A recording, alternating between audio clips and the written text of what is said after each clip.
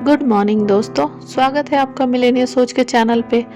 आज की इस कहानी में मैं आपको बताने वाली हूँ कि किस तरह जीवन में छोटी छोटी चीज़ें हमें बहुत कुछ सिखा जाती है।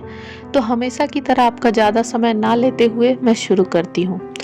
एक बार एक गुरुजी अचानक क्लास में आए और बच्चों से कहा कि बच्चों, आज मैं तुम्हारी परीक्षा लेने आया हूँ। सबसे पहले तो सारे बच्चे अचंभित हो गए और उनके तोते उड़ गए कि आज तो बिना किसी तैयारी के पेपर देना पड़ेगा।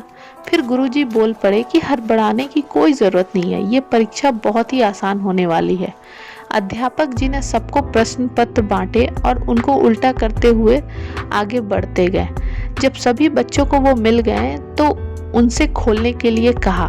अब ये सब देखते ही सारे स्टूडेंट्स एक बार फिर से उनके तोते उड़ गए। सब एक दूसरे की तरफ देखने लगे और इतने में गुरुजी बोल पड़े कि कोई भी एक दूसरे की नकल करने की कोशिश नहीं करेगा। आपके पास सिर्फ 10 मिनट है। जो भी आपको इस चित्र से समझ में आता है आप वो इसमें लिखिए। जब 10 मिनट खत्म हो गए तो गुरुजी ने सभी विद्यार्थियों की उत्तर पुस्तिकाओं को एकत्रित किया और अब बारी बारी से उनको पढ़ने लगे। किसी ने लिखा, काले बिंदु की आकृति साधारण है। कोई लिख रहा था, काला बिंदु सतर्कता या भय का निशान है। किसी एक ने लिखा, इसकी 5 सेंटीमीटर लंबाई है। मतलब कुल मिला के पूरा ध्यान या फोकस उस काले पॉइंट पर था। अंत में गुरुजी बोल पड़े कि बच्चों, आज की क्लास से क्या समझ में आया।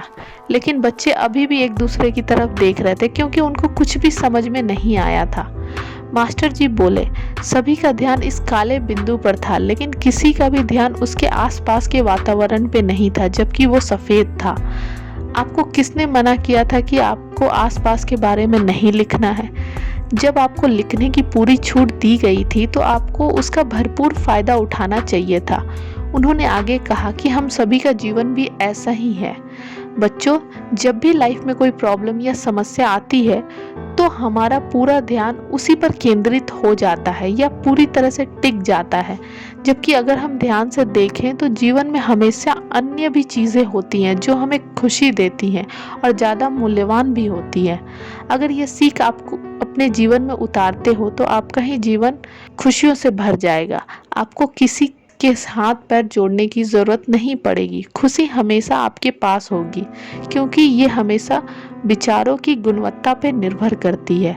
आशा करती हूँ आपको ये कहानी अच्छी लगी होगी। अगर आप कोई विचार या सुझाव देना चाहते हैं तो कमेंट के माध्यम से हमें दे सकते हैं। आपका कीमती समय देने के लिए दिल से शुक्रिया। बहुत जल्दी हम एक नई स्टोरी के साथ मिलेंगे। तब तक के लिए धन्यवाद।